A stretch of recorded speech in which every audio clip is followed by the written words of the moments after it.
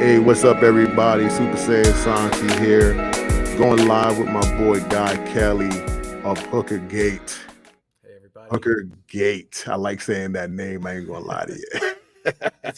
It's good to finally be on the show. I think we've been wanting to do this for a while now. So Yes, we did, man. And guys, I'm apologize for my microphone stand today. My microphone was giving me issues today a little bit, so I didn't use the Shure. I love my Shure, but this one doesn't sound that bad.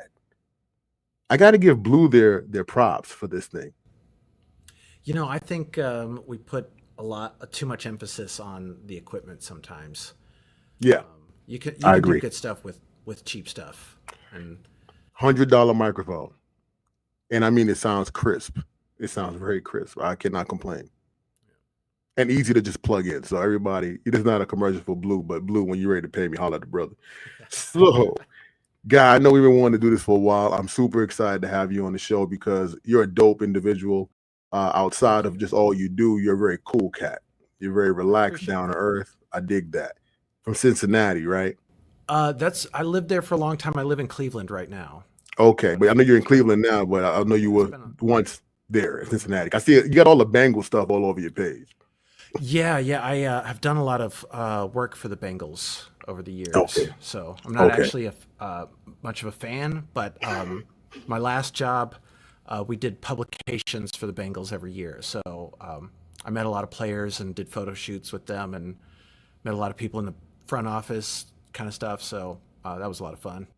Nice. Nice. So the way we start this show, guy, is by you introducing yourself to our listeners, a little bit about yourself, what you do, and your accolades as well. Pat yourself on the back, please do that, and where they can find you. I'm Guy Kelly. Most of my career has been as a graphic designer. That's kind of the work that I did for the Bengals.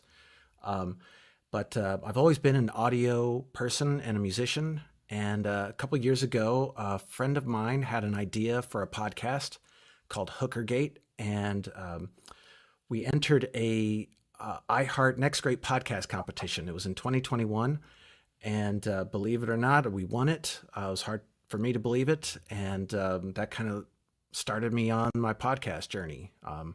Prior to that, I wasn't really into podcasting. Would listen to some every now and then, but I had never made a full podcast before, and now I'm just kind of full on into the world and getting to know everybody. And where can we find you, guy, if we wanted to look you up? The best way is to go to my website, which is just guykelly.com, and that's GUYKELLY.com. That's the best way to find any information about me. Nice. Nice, man. So I met you in LA, right?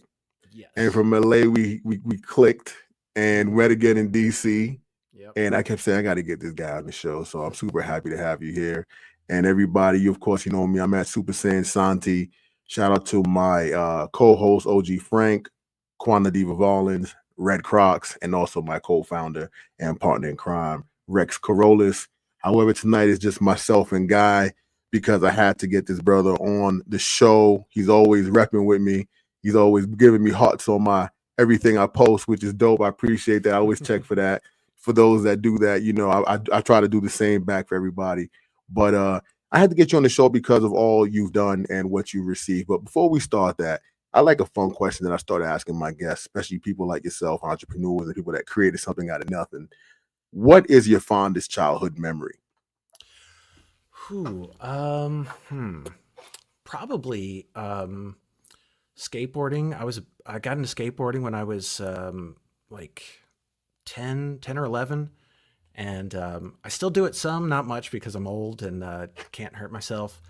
Um, but just long summer days, me and my brothers would go out and skateboard with a couple of kids from the neighborhood, and it was wild. We would go all over the place. I can't believe my parents would let me go out and do all that stuff by myself. But that was always my most fun, was going out and skateboarding with my friends.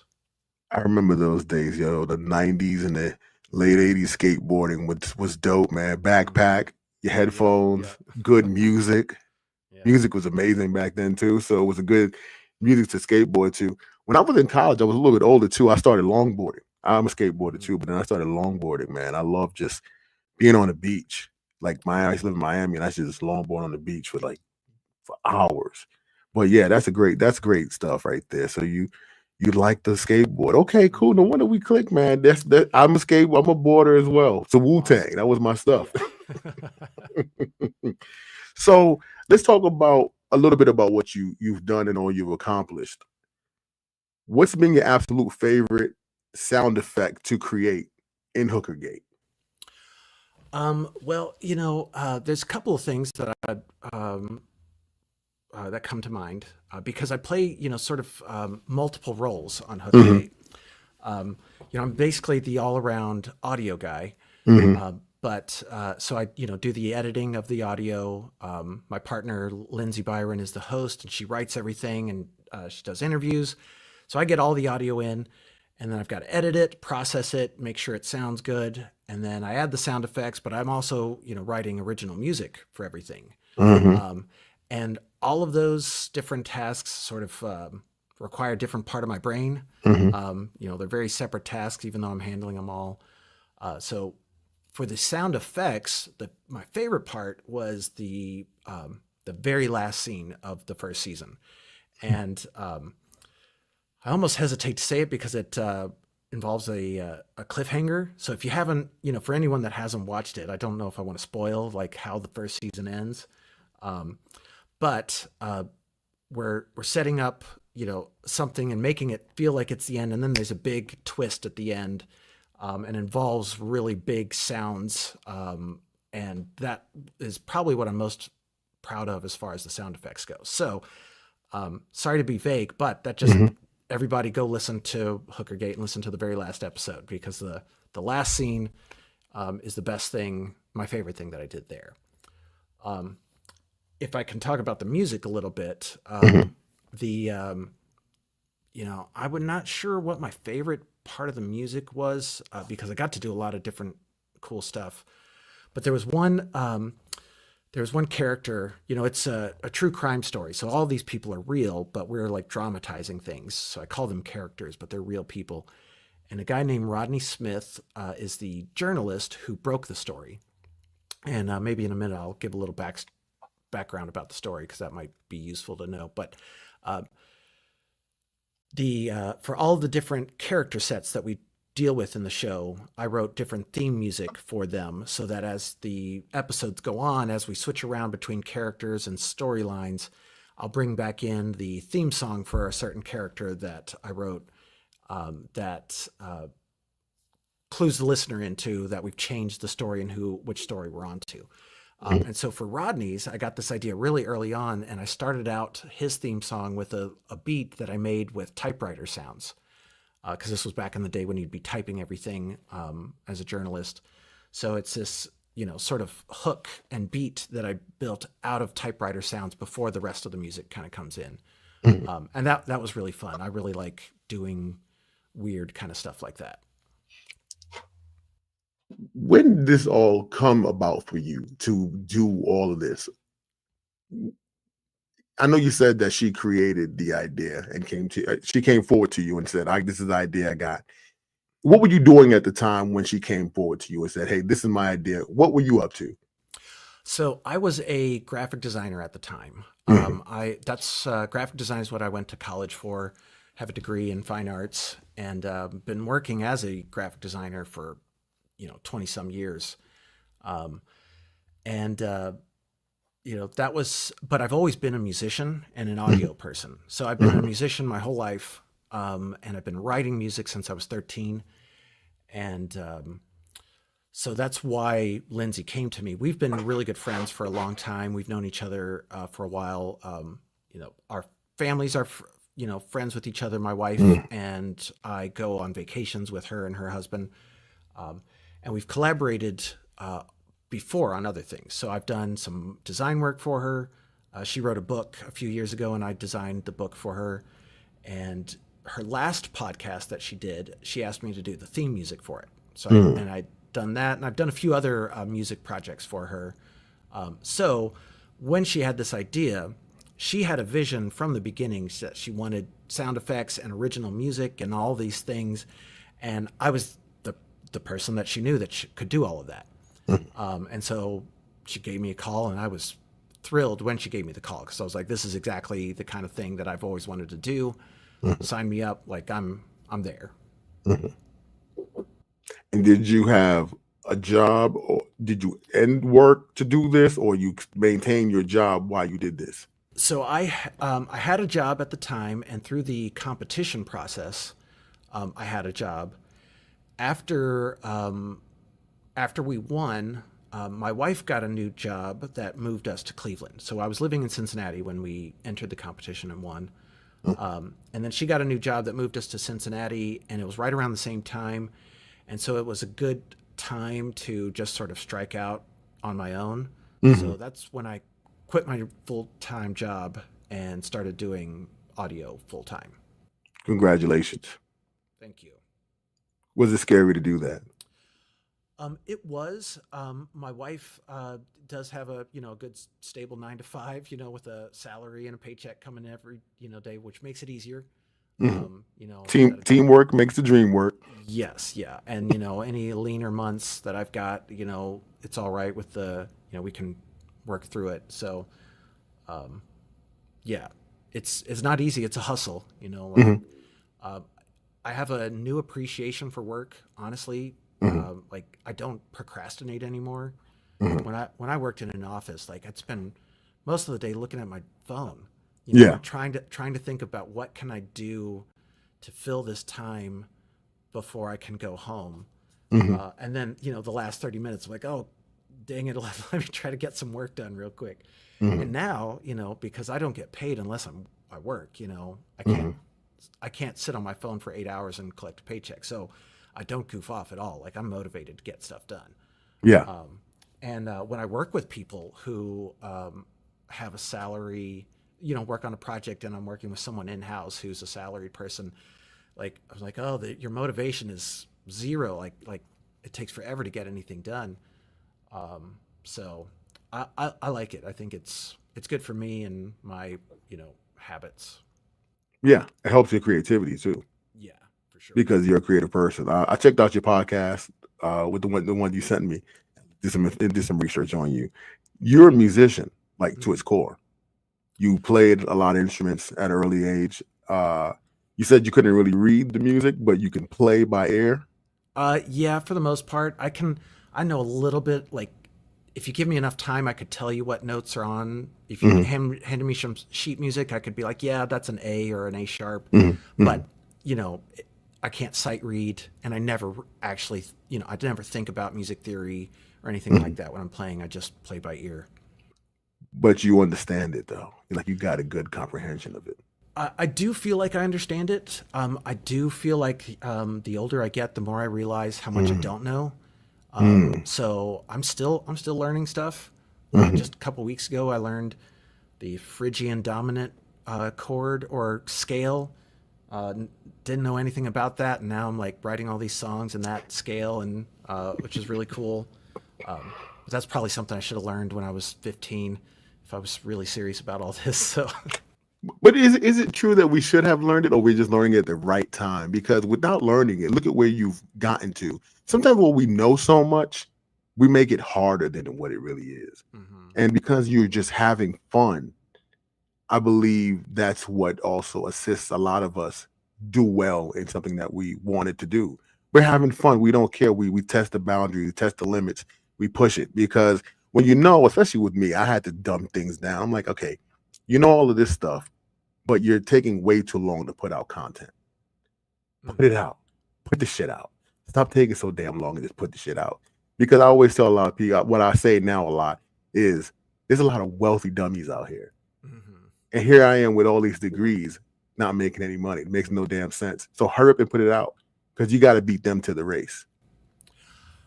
I agree. I could do a lot better with that. I have like hard drives full of unfinished songs. Well, you got to drop those things, man. I know, but it's like, it's the thing that makes me creative. A friend of mine told me this back when I was in my 20s, and it's always stuck with me. It's like, the thing that makes me creative is also the thing that makes it difficult because I overthink everything. I pay attention to details, and I care about that. And a good artist has to care about the details. But I hear tiny little frequencies that, like, for a moment, half a second, frequency spikes, and I'll spend an hour trying to figure out how to get rid of it or mask it or something. And it's crazy, and nobody else may not ever hear it, but I can hear it, or somebody else can, and so finding that balance between perfection and getting it out is really important. I actually I did let's see, I don't remember. I think it's the 10th episode of Hooker Gate is actually an interview with me. The last 2 episodes we interviewed each other to talk about our process, and we talked a lot about that. How so much about being a professional creative is exactly what you're saying, getting it done and releasing it, even if it's not perfect. Yeah, it's hard to do, but it's really hard. I've recently, and also, God, please let this be a back and forth. Ask me any questions. I want to. We know each other outside of this, so let's have a good time. For sure. We've got to kick it. We had a good time. Yeah, man. I've just been dumbing it down, man, because now that I've done that, I drop content frequently. I could drop content like 2-3 times a day now because I'm just like, you know what? My listeners know. Thank you guys for knowing this. This is all gas, no brakes. And it's going to be perfect at times. Sometimes it may not be because I just did it on the fly. It was an opportunity. I took it, and here it is. Here's the content. Take a listen. Tell me what you think. Here's introductions to someone you may have not have known, and this was the opportunity I had to speak to them. So let's make it happen. Have you seen that meme that's been going around lately where they like post Malone's very first song or video?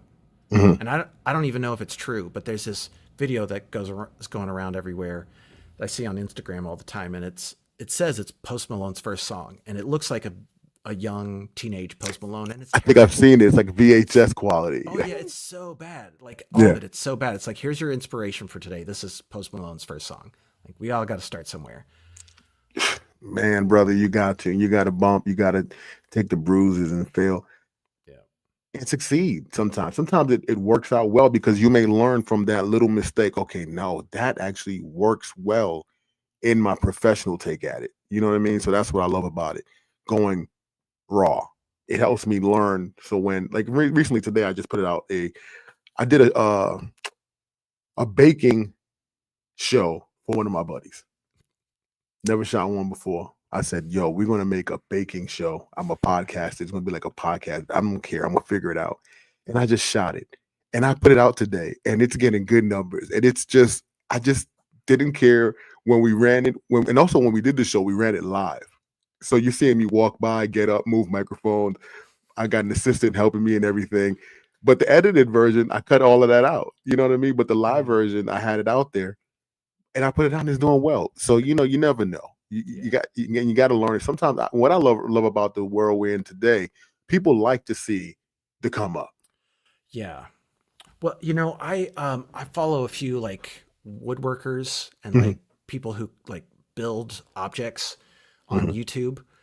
And what I find really fascinating about them is that they include their mistakes in their videos. Like, well, I messed up this drawer and now I've got to completely start over. Oh, well, and like, if I were building something and I messed up something, it'd be like disaster. What am I going to do? Like, I've ruined everything. And it's just like, and if I were filming it, I would definitely like edit that part out. But exactly. Like, they're showing their mistakes and it, like, well, mistakes happen. Even high quality artisans make mistakes and you just have to start over or fix it sometimes. Yeah. I'm all for it, man. So podcast movement, how have they been for you lately? How did you like them? How did you enjoy the one in LA versus DC? I liked, I have different opinions about different. I enjoyed the one in March in LA more as far as the actual conference goes. So like the layout with separate rooms and the vendors out in the hallway, the way they had it, I thought that was a lot more comfortable than the giant room in DC where everything was all in one room. Mhm. Um, it was a With the little much. headphones. Yeah, it was too much for me. I never actually sat and put on a set of headphones and listened to No. a. Yeah, it just I don't know. It felt weird. So I just kind of walked around the whole time, Mhm. just talking to people.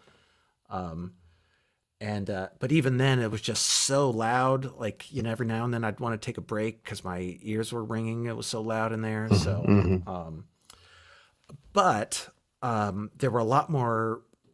There were more people in DC, and overall, the people that I talked to and everything, I think I enjoyed that better in DC.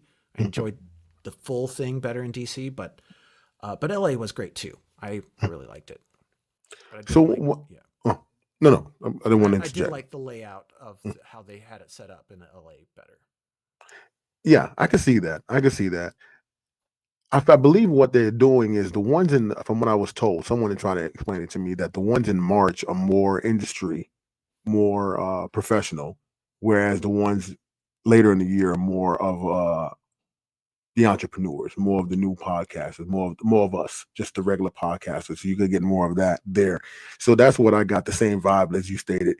It was more camaraderie in the DC one, whereas the one in LA was felt more professional, more business. But I got a lot of business done in LA. Mm-hmm.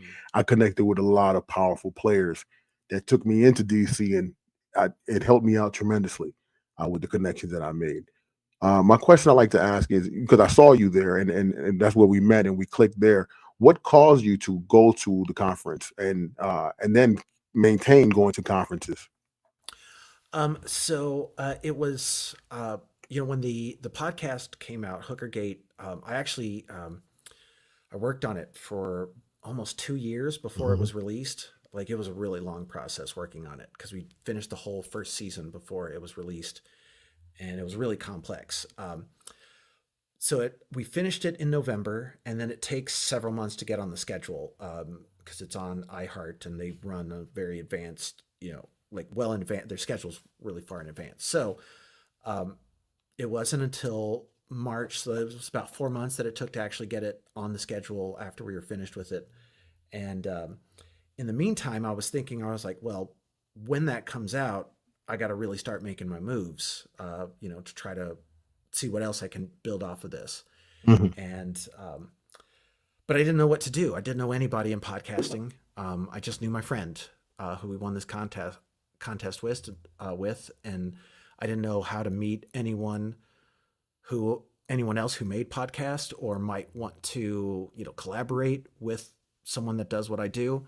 Mhm. And then my brother-in-law actually was like, you should see if there's any podcast conferences. I was like, that's a great idea. so Duh. Yeah.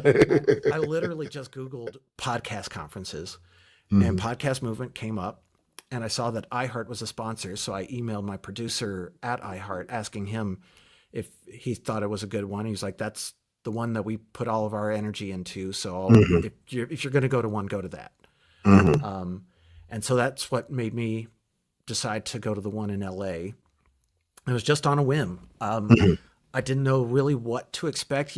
I read the descriptions of it, but I didn't know exactly what it was going to be like. And honestly, when I first got there, for a little bit, I felt way in over my head. I was like, this was a mistake. Kind of like what you were saying. I saw all these people in like suits Mhm. in the lobby right as I was checking in, and they were having what looked like power business meetings or something. Mhm. Mhm. And I'm in a t-shirt. You know how I am. I'm pretty Mhm. relaxed. Yep. And I was like, I don't know if this was a good idea. I think I've made a mistake. Mhm. But pretty quickly after I started actually meeting people and talking, I was like, this is awesome.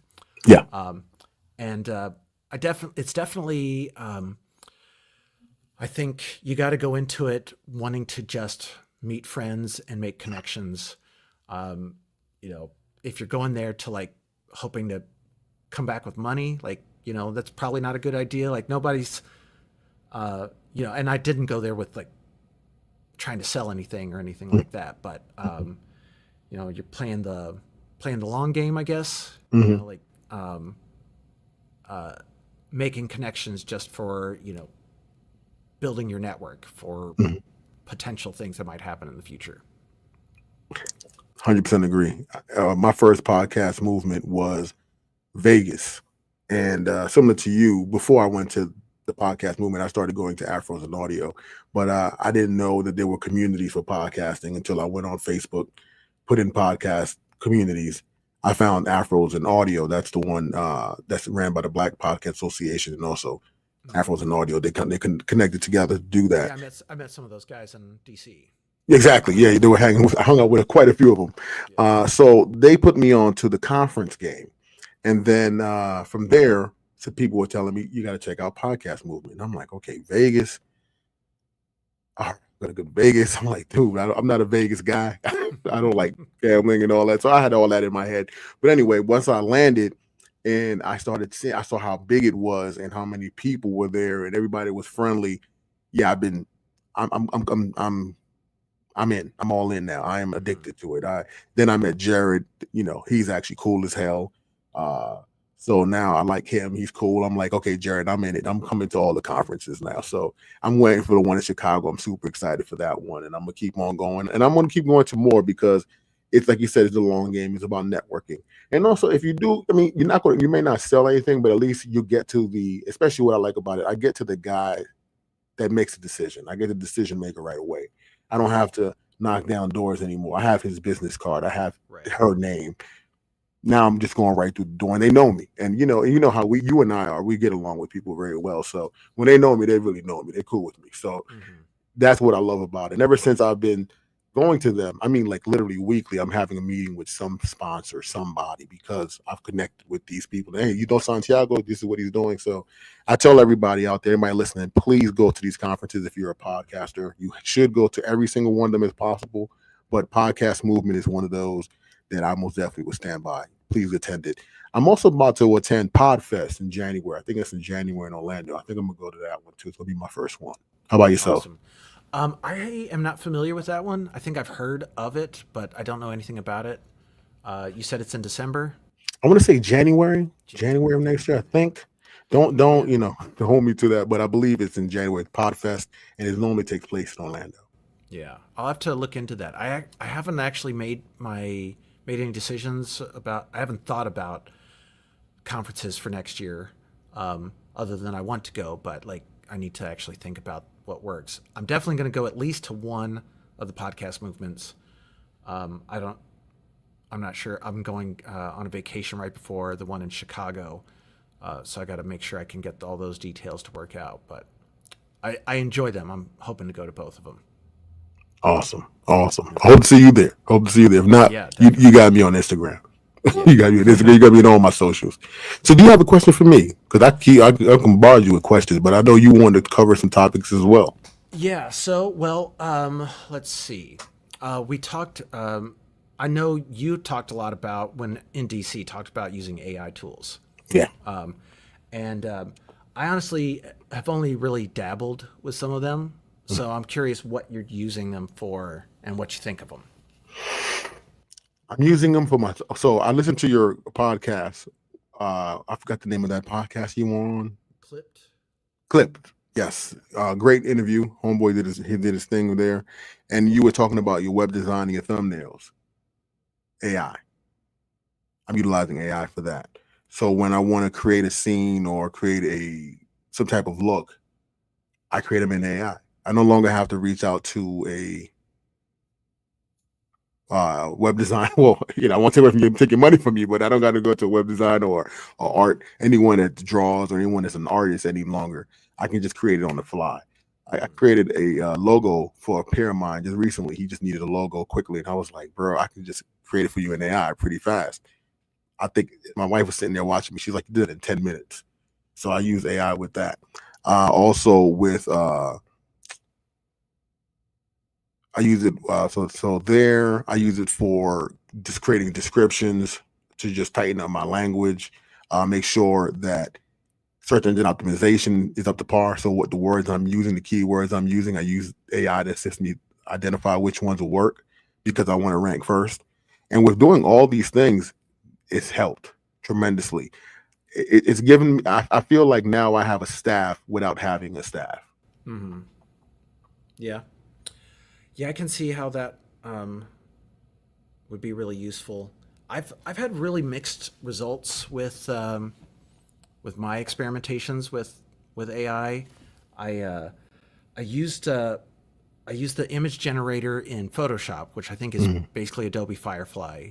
mhm, So mhm. generative images. I don't know if which service are you using for like your So I've used Canva, and okay. so I have a Canva account. So I Hmm. use Canva to create some my AI, and then what's the other one? Copilot. That's by Copilot? Microsoft. Yeah, yeah. I think Hmm. Microsoft has that's Microsoft. I'm not sure if it's called Copilot that creates the images, but it's from that realm. If you put in Right. Yeah, Copilot and then image generator, it'll pop up. yeah. That one is pretty good. That's my favorite one. That's my favorite one. The one on Canva, it's okay, but the one with associated with Copilot from Microsoft, that one is phenomenal. Very good quality. Yeah, the one in Photoshop like is real hit and miss. A Hmm. lot of the stuff that I've done with it, like I find what it's really great for is like image touch ups. Hmm. So I do, I've done, I can't even tell you how many hours I've spent, cloning things out of photos in Photoshop, or doing really detailed work. These bushes are gray. Let's make them green or something like that. Hmm. Whatever. Like I've done all kinds of crazy photo manipulation stuff, and that stuff just happens like that now with AI. Like it's so Quickly. fast and it's clean and it's good quality, and I really like that. Some of the like wholesale image generation that I've tried to do, it's been real hit and miss. Hmm. Hmm. And I find with tech stuff, like writing stuff, Hmm. it sometimes isn't reliable, Hmm. and like you got to like read over it anyway to review it. Yes. Yes. Um, and I've seen a lot of examples of people who are using this stuff, and they're clearly not like idiot checking it, Hmm. because Hmm. I read it, and I was like, what in the world? Like that doesn't make any sense at all. Yeah. Yeah. Um, So I don't know. Sometimes I feel like it's the future and it's going to put all of us out of a job, and other times I'm like, yeah, it's not like You have to learn how to prompt. They call it prompting. So they have a course on Google called prompting. You have to you have to tell it exactly what to do. mm, And I also bounce around with AI. So I'll use, let's say if I use Chat GPT, I might then go to Grammarly and let them check each other. You know what I'm saying? And then I'll type yeah, my own thing. You can't only, like you said, you can't depend on one.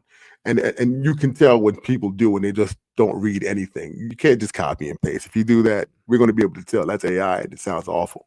So yes, I completely agree with you. At first, I was completely against it. I'm not going to lie to you. I was like, I don't feel like dealing with another thing to learn, and I didn't want it. But then everyone around me kept, Santi, if you use AI, it's going to be phenomenal. It's going to work for you. So I jumped on in, and let me tell you, it's changed my the time I put out content has decreased tremendously, like drastically. I could put out 3, 4 pieces of content because I'm utilizing AI to assist me just make it quicker.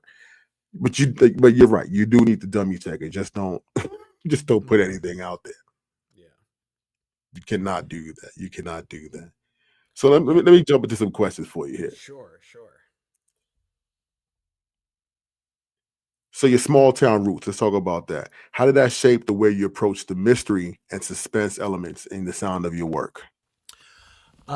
That's a great question. The story of Hooker Gate takes place in, and maybe I should give a little background. I don't know. I shouldn't have Please, started please with do. that. We So, are, um, are you stressed on time? How you feeling? not at How's all, time? not at all. I'm Me, good. So I am chilling. This is my evening. I got everybody cool. put tucked away, ate in bed. I'm good. Yeah, I'm good too. So we can, just roll with it. Let's Um, do it. so for anyone that doesn't know, Hooker Gate is a story about a ring of truck stop brothels in rural Virginia, Danville, Virginia, and it was run by a bunch of ex-cons and kind of typical, low lifes that you might find in 1970s Virginia. Um, and eventually, the prosecuting attorney in town started shaking them down for money and free girls in exchange for not prosecuting them. And that causes, big to do. People start hearing about it, and eventually the feds catch on to it. They come in, they bust the whole thing up, and it got kind of lost to history. And it was all this time later when my friend discovered this story because someone, after like her grandmother passed away, someone found in her old trunk all these newspaper clippings because she had family who was involved in this. So she saved all these newspaper Mm. clippings. And my friend who grew up in this town had never heard of the story, didn't know anything about it, and was just like, "Oh my gosh, I've got to do something with this." Um, and that's how that all got started. So I say that just to mention that I grew up in a town very similar to Danville, Virginia. I grew Mhm. up in Springfield, Kentucky, um, and so I know what it's like to grow up in small southern town.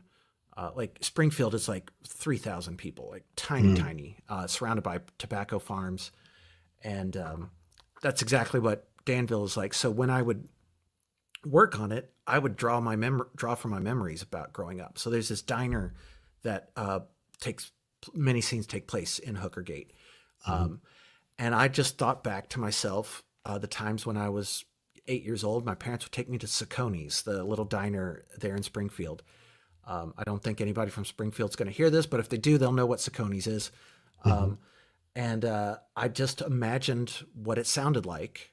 And then I started building the soundscape to make it sound like we were in that room that I remembered from little kid. Um, there's scenes at the truck stop, and I thought back to this kind of truck stop down on the Bluegrass Highway that's about 10 miles outside of Springfield. And it had, this was, back in the 80s, and it had a gravel driveway. Now it's all paved. But Mhm. back in the day, a lot of places like that would have gravel driveways. So a lot of the scenes where they're walking outside of the truck stops, you hear gravel crunching because that was Mhm. sort of my memory. And I actually, since the first season came out, I've actually seen photos of some of these truck stops, and they all had gravel driveways. So fortunately, my memory, was accurate for what it was like there. But I very much, used my memories growing up in Kentucky to try to uh, describe what it sounds like audio, with audio, what it might have sounded like there in Virginia. Dude, and the sound is phenomenal. I Thank you. listened to it. I checked it out. Thank you. I appreciate Was that. It's good. It's good. It makes me want to write a true crime. I want to put one out. I was like, man, this sounds so good, and it's different because it's not your average true crime story, and the way you present, the way you all present it, it's different. It's like a documentary, but then acting gets involved at times, Hmm. and then all of a sudden, like it'll take you to a conversation. You guys went, like against the grain. For Why? sure. And I got to give credit where it's due. Lindsay, it was all like her vision. Like from the moment Mhm. she told me about it, like the way she described it, that's how it turned out. Like this is Mhm. what she was looking to do. She knew what she wanted. And so I got to give her credit for that. But we definitely we were trying something. We were being bold. Yeah. Um, and that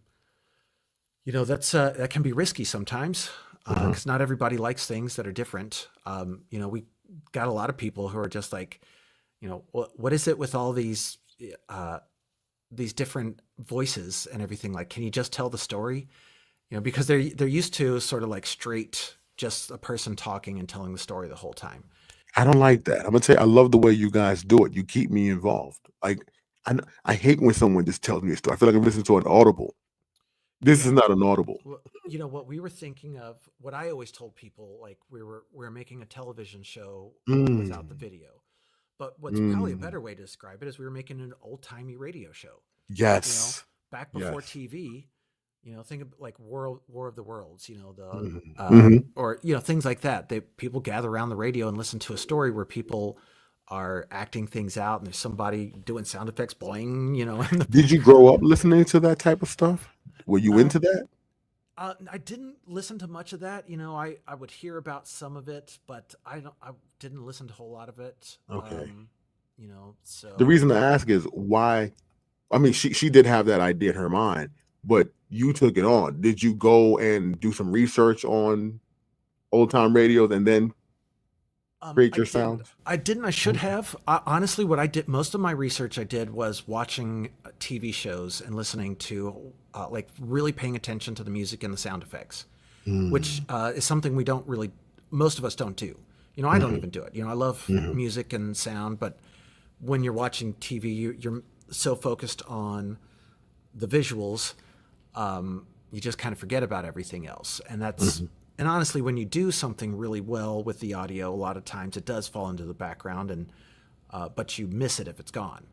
You know, so a lot of the stuff that a lot of the research I did was actually with TV, trying to, how can I make this sound like a high quality TV production, even without the video.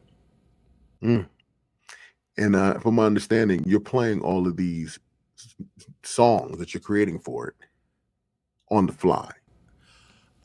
The somewhat I'm performing a lot of them on the fly. So I would the process of writing a song is kind of in stages as well. There's the raw early stages where I'm just creating the idea, and then once I have the idea and the sounds sort of developed, I would play the audio and for certain things play along to it, and so that I could make sure in between these two words I hit this note or slide down to this thing in this section. So yeah, I was doing a lot of it in real time, just because of how we wanted it to sound and the feel that we wanted it to have. So I checked out the interview, and I saw that you liked a rock band, a metal band. It was called. I looked them up. I checked out some of the tunes before we got on here. Is it Fugazi? Uh, DC? no, let me pull it up here. I have it here on my IG. Wait, is it Like Kissed by Fire or something? Hold on a second. No, I think I know what you're talking about.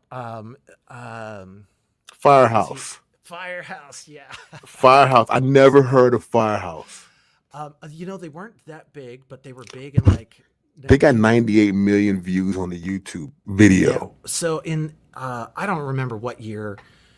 I was in like 6th grade, I think.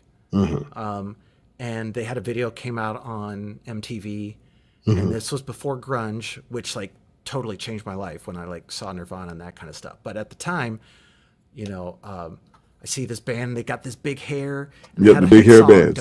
Don't Treat Me Bad. That was the name of the song. And I don't like, whenever I ask people about that now, they're like, they don't remember it at all. But yeah, I was watching their video on MTV, and it starts with an acoustic guitar intro, and it zoomed in on his hands while he's playing it, and I was like, oh, I can see where it is. My dad's got a guitar. I bet he could look at that and teach me how to play that. And he never taught me how to play that because it was actually a lot harder than that, and I moved on to other stuff. But that was kind of one of the first things that made me think, hey, I want to start playing the guitar. So they're called Firehouse. Firehouse. I checked them out. They were not playing, man. There was some bad boys. I watched like 3 videos, like 3 of their hottest videos. I was like, okay, all right. So I can understand where you got your vibe from. I love rock. I listen to everything. Nothing holds me back. I'm just into all types of music. I love when they fuse rock with hip hop and all that good stuff. It really gets me going. How do you incorporate that type of sound into what you're doing now? Well, if you do at all. I do, but I only because because I'm not a classically trained or musician, and I don't know a lot of theory. I got to go with what I just feel, and so my what I feel is based off of what I've heard before, and I also like a lot of different stuff. I love classical music. I love a lot of hip hop. I like a lot of old country music. Pop music. I'm a hip hop head. What's your favorite hip hop? What's your Oh, favorite rap group or um, rapper? well, so um, my favorite my favorite hip hop album is probably uh, Diggable Planets, their first Oh, first Diggable Planets album. Um, that's good. That's good yeah, stuff. Yeah. yeah, that one was when I think I was in middle school when that came out, and it's still like it's so Yeah. good. It's current. It's Yeah, actually very current. yeah, You like that what would that be called? Boom bap. yeah, yeah, Boom for back sure. backpacker rap music. Yeah. If you Um, skateboarded, that's exactly what you would. You had to get into that. Yeah. I'm really into this guy from Atlanta.